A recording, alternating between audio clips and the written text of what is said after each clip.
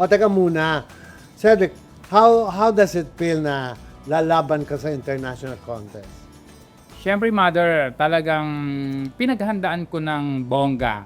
Siyempre, pag sinabi natin na pangalan ni Mother, kailangan bongga tayo dito. Eh, dati ka naman bongga eh. Yes, di ba? Mother, nagmana po sa inyo, siyempre. Always a So, winner. Ayan po. Kailangan talaga paghandaan, pigain ang ating isipan, ilabas ang ating mga natatagong talento para ipagbunyi sa buong At fight, daigdig. fight, Yes, fight diba? for the Philippines. O, ikaw naman, nakakatulog ka pa ba?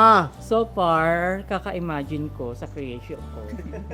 Minsan siya nakakatulog. Wala nang tulog, di ba? Yesterday. O tapos, Ngayon, medyo may sinat-sinat pero pagkagising mo, dahil nga iniisip ko at laban lang. paggising mo, call na ng call ng kung sino-sino. Yesterday, Mother. Di ba? O, Kurt, anong preparation mo ang ginagawa mo? Ang preparation po na ginagawa ko sa lahat, mga kabayan kong mga Pilipino, unang-una sa lahat, nagpapasalamat ako sa may kapal sa binigay niyang talento at ipapakita ko sa buong katulad ko na nangangarap lang dati na gagalingan ko. At graduate ng Ricky Reyes Graduate Learning ng Ricky Institute. Reyes, ayun. Diba? Kaya maraming salamat sa lahat ng mga taong sumuporta sa akin. Katulad ni Mother, sa pamilya ko, syempre unang-una sa lahat, sa Panginoon kasi nandito tayong lahat ngayon. At ipagdidiwang natin ang 29th APCA sa Taiwan. Kaya handa na.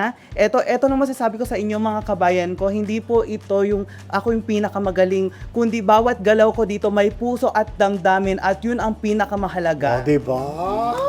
O, teka muna naman, kayo, hurado kayo. Ano yung iniisip mo, Francis? Siyempre, una, hindi rin kami makatulog, Mother, kasi alam namin na ano yan, hindi lang bansang Pilipinas, all over the Asia yan. Correct. So, maraming nagpre-prepare, hindi lang Pilipinas siya, nandiyan dyan ang Japan, Mongolia, magagaling din sila, lalo Correct. na mga Taiwanese. Siyempre, kinakabahan din kami sa pag-judge dahil we have to be fair. Kailangan kung sino mananalo, yun siya talaga dapat ang manalo. Correct. O, Jam, ano ang expectation mo? Siyempre, Mother, malaking event to. So, Correct.